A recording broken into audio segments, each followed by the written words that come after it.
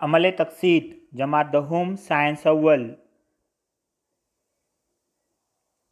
ऐसा कीमियाई अमल जिसमें आमिल अशिया ऑक्सीजन हासिल करके उसका ऑक्साइड तैयार करते हैं, इस अमल को अमल तकसीद कहते हैं।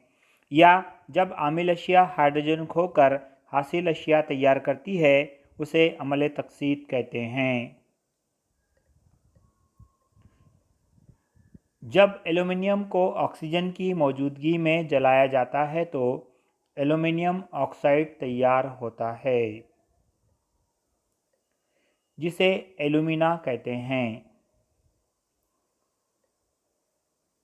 यहाँ एल्युमिनियम ऑक्सीजन हासिल करके एल्युमिनियम ऑक्साइड बनाता है, इसलिए ये अमल तकसीद है। मसावात 4Al + 3O2 gives 2Al2O3।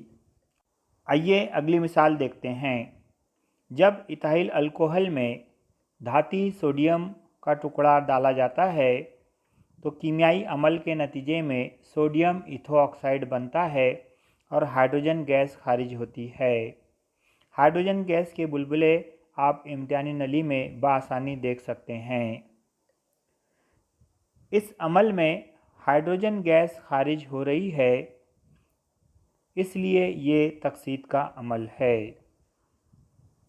इम्तिहानी नली का मुशाहिदा आप लोग कर सकते हैं और देख सकते हैं कि किस तरीके से हाइड्रोजन गैस खारिज हो रही है।